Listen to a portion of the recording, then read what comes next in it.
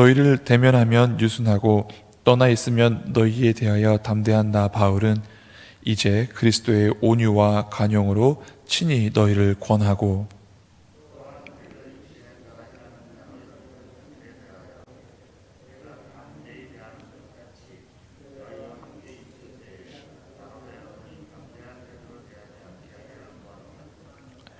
우리가 육신으로 행하나 육신에 따라 싸우지 아니하노니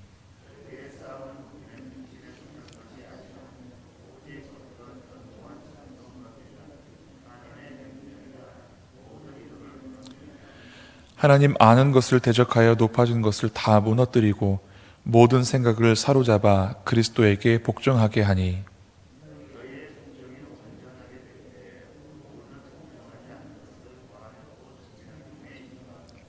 너희는 외모만 보는도다. 만일 사람이 자기가 그리스도에게 속한 줄을 믿을진대 자기가 그리스도에 속한 것 같이 우리도 그러한 줄을 자기 속으로 다시 생각할 것이라.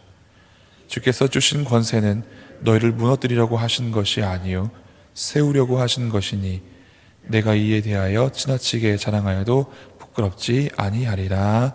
아멘. 추석 명절 잘 보내고 계십니까? 우연히 TV에 뉴스가 나오는데 지금 미국에서는 대통령 선거 후보자들의 경연이 이루어지고 있는 것을 알게 되었습니다. 바라기는 믿음의 사람이, 기도하는 사람이 지도자로 세워질 수 있기를 간절히 바랍니다. 제가 왜 이런 말씀을 드리냐면요, 오늘 설교 예화에 기도하는 대통령, 링컨 대통령에 대한 예화를 들어야 되기 때문에 이렇게 시작하게 되었습니다. 모두들 다 아시겠지만 미국의 대통령 중에 아브라함 링컨 대통령은 기도의 사람이었습니다. 그가 속한 미국 북군과 남군이 남북전쟁을 이렇게 일으키고 있을 때 수적으로는 여러 가지 정황사고로는 북군이 많이 유리했음에도 불구하고 그 싸움에서 번번이 패할 때가 있었습니다. 그때 아브라함 링컨 대통령이 기도의 사람이고 하나님의 사람인 것을 아는 한 부하가 이렇게 말했다고 합니다. 대통령님, 하나님께서 우리 편이 되어 주셔서 우리가 싸움에서 이기도록 함께 기도하겠습니다. 얼마나 힘이 되는 말입니까? 그런데 아브라함 링컨은 그 말을 듣고 이렇게 대답했다고 합니다. 여보게, 그게 무슨 말인가? 우리가 하나님 편에 서서 싸워야지. 많은 사람들이 자기의 싸우는 싸움이 유리하고 이기기를 바라는 마음으로 하나님이 내 편 되어 주시기를 바랄 때에 아브라함 링컨 대통령은 우리의 싸움은 우리가 하나님 편에 서서 하나님 뜻을 이루어내는 데 목적이 있었고 방향이 있었습니다. 오늘 사도 바울의 싸우는 그 이유도 사실은 하나님 복음에 모든 것을 걸고 싸우는 것을 볼 수 있습니다.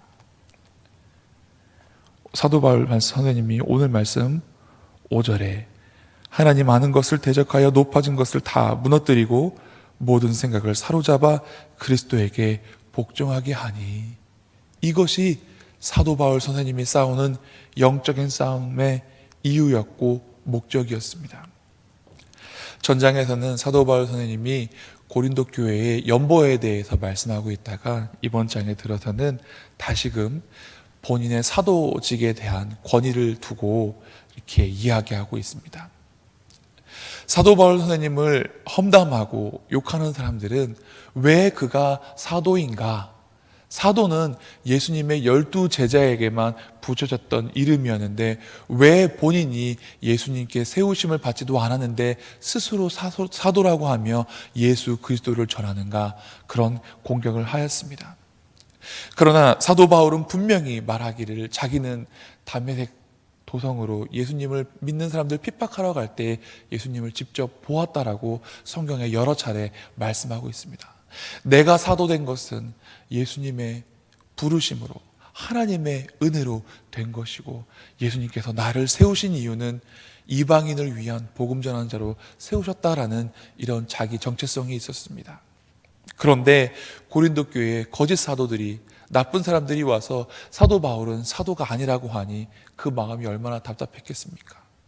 그런데 사도 바울이 정말로 화낸 이유는 자기가 사도됨을 공격당한 것이 아니라, 그렇게 해서 자기가 사도됨을 공격당했을 때 자기가 전한 복음까지 흔들릴까 봐, 행위로 구원받는 것이 아니라 예수님을 믿는 믿음으로 구원받는 이 복음이 흔들릴까 봐, 그것 때문에 이렇게 싸우고 있는 것입니다.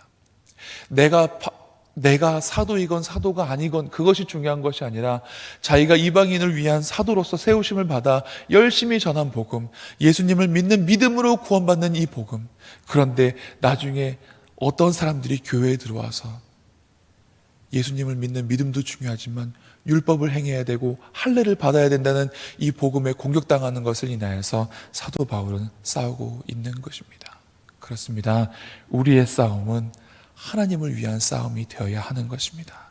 내가 기분 나쁘고 내가 공격당해서 싸우는 싸움이 아니라, 하나님의 권위가 흔들릴 때 하나님을 향하여서 대적하는 사람들 위하여서 우리가 함께 나가서 싸워야 하는 것입니다. 다윗이 그랬습니다. 다윗이 싸우러 간 것이 아니었는데, 아버지의 심부름으로 형들에게 갔던 것이었는데, 적군 블레셋의 대장 골리앗이 하나님의 이름을 망령 때 일컫고 이스라엘의 하나님의 군대를 놀리는 것을 보고 그가 거룩한 분노가 생겨서 싸움에 나아갑니다. 우리의 싸움의 목적은 내가 기분이 나쁘고 내가 공격당해서 싸우는 것이 아니라, 우리 믿는 사람의 싸움은 하나님의 영적인 권위를 두고 함께 싸워야 하는 것입니다. 또한 싸움에 임하는 사람은 이러한 자세를 가져야 됩니다. 오늘 말씀 1절 2절 말씀입니다. 너희를 대면하면 유순하고 떠나 있으면 너희에 대하여 담대한 나 바울은 이제 그리스도의 온유와 관용으로 친히 너희를 권하고, 또한 우리를 육신에 따라 행하는 자로 여기는 자들에 대하여 내가 담대히 하는 것 같이 너희와 함께 있을 때의 나로 하여금 이 담대한 태로 대하지 않게 하기를 구하노라. 아멘. 영적인 싸움은 온유와 관용으로 하는 것입니다.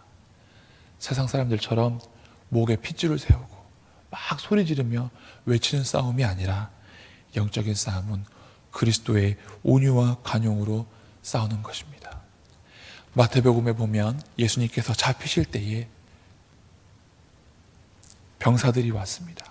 그때 베드로가 칼을 들어서 그 중에 한 사람의 귀를 베어냅니다.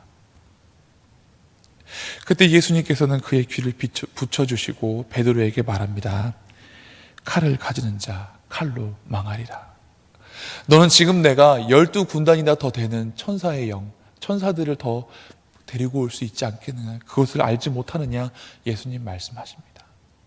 예수님께서는 분명히 12영이나 더 되는 천사들을 대동할 수 있는 권세가 있으셨습니다. 당장에 그들을 멸하실 수도 있고 말씀 한마디면 그들을 죽이실 수도 있었습니다. 그러나 예수님께서는 칼을 든 자는 칼로 망하는 법이다 라고 하시면서 하나님의 뜻을 이루시기 위해서 온유함으로 행하셨습니다.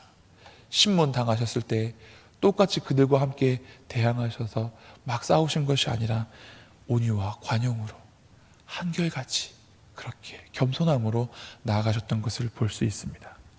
우리의 영적인 싸움은 세상 싸움과 다릅니다. 그리스도의 온유와 겸손으로 관용으로 싸우는 것입니다. 싸울 때라도 그렇게 믿는 사람으로서 그리스도인으로서의 품위와 그런 영적인 권위를 잃지 말아야 하는 것입니다. 우리의 싸움의 능력은 어디에 있기 때문입니까? 예수 그리스도에 있기 때문입니다. 7절 말씀입니다. 제가 봉독해 드리겠습니다. 너희는 외모만 보는도다.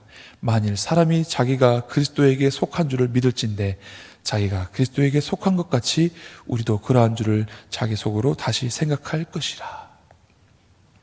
우리가 예수 그리스도 안에 속하고 우리는 주님의 능력으로 싸움에 임해야 하는 것입니다. 그러나 많은 사람들이 외모만 봅니다. 겉으로 드러나는 것만 봅니다. 우리도 싸울 때에 겉으로 드러나는 것만 보아서는 안 됩니다. 악한 영들은 몰래 숨어서 자기가 드러나지 않고도 많은 영적인 싸움을 우리에게 걸어올 때가 있습니다. 그래서 우리는 사람들을 대할 때, 그 영적인 싸움을 대할 때 그 사람의 겉모습만 보는 것이 아니라, 아, 저 안에 악한 영이 임하는구나, 저 안에 악한 영이 역사하는구나. 그래서 우리도 또한 우리 안에 그리스도께서 역사하시도록 그렇게 싸움을 나아가 싸워야 하는 것입니다. 많은 사람들이 겉으로 드러난 것만 보고, 겉으로 드러난 현상만 보고 이야기합니다. 그러나 영적인 사람들은 이 영적인 세상의 원리를 깨달아 알아서 악한 영들이 저렇게 저 안에서 역사하는 것을 깨달아 알고 예수 그리스도 이름으로 그것들을 파하며 나아가야 하는 것입니다. 여기 말씀에 5절 말씀에 하나님을 아는 것을 대적하여 높아진 것을 다 무너뜨리고 모든 생각을 사로잡아 그리스도에게 복종하게 하는 것, 이것이 영적인 싸움의 원리인 것입니다. 여리고성이 얼마나 크고 멋있었겠습니까? 그러나 그 성을 무너뜨리기 위해서 공성태를 갖고 오고 철퇴를 갖고 와서 무너뜨린 것이 아니라 하나님의 방법대로 하였을 때 다 무너졌습니다. 이것이 영적인 싸움의 원리이고 영적인 싸움의 방향인 것입니다. 겉으로 드러나는 것이 아니라 속 안에 있는 능력으로, 우리가 속한 하나님의 능력으로, 예수 그리스도의 능력으로 싸워야 한다는 것입니다. 그리고 영적인 싸움을 싸우는 사람은 늘 한결같습니다. 변하지 아니합니다. 오늘 말씀 10절, 11절 읽진 않았지만 여기 그렇게 나와 있습니다. 제가 봉독해 드리겠습니다. 그들의 말이, 그의 편지들은 무게가 있고 힘이 있으나 그가 몸으로 대할 때는 약하고 그 말도 시원하지 않다 하니, 이런 사람은 우리가 떠나 있을 때에 편지들로 말하는 것과 함께 있을 때에 행하는 일이 같은 것임을 알지라. 아멘. 사도 바울은 편지로 대하나 함께 있으나 같다라고 이야기합니다. 가까이 있으나 멀리 있으나 예전이나 지금이나 한결같다라고 말하고 있습니다. 그렇습니다. 하나님의 사람은 초지일관, 변하지 않는 사람입니다. 우리의 신앙은, 우리의 믿음은 타협하지 않습니다. 그렇기 때문에 변하지 않는 것 같습니다. 이삭을 보십시오. 그가 공격당했을 때 어떻게 하였습니까? 같이 대항하여 싸우지 아니하였습니다. 그러나 그 공격이 한 번, 두 번, 세 번 반복되었을 때 우리 같았으면 어떻게 하겠습니까? 화나지 않겠습니까? 싸우지 않겠습니까? 그렇지 않았습니다. 이삭은 한결같이 온유함으로 대하였습니다. 결국 누가 이깁니까? 이삭이 이깁니다. 사람들이 와서 하나님께서 당신과 함께하는 것을 우리가 알았노라고. 그 말씀이 무엇입니까? 우리가 졌다고, 더 이상 당신을 건들지 않겠다고, 우리를 대적하지 말아달라고 가서 부탁을 합니다. 그리스도인의 영적인 싸움은 초지일관, 변하지 않습니다. 늘 한결같습니다. 상황에 따라, 여건에 따라 상태를 혹은 자기의 자세를 바꾸는 사람들과 같지 아니하고 늘 예수 그리스도의 능력을 힘입어서 예수 그리스도의 온유와 관용으로 늘 한결같이 변함없이 싸우는 사람이 그리스도의 영적인 싸움을 싸우는 사람입니다.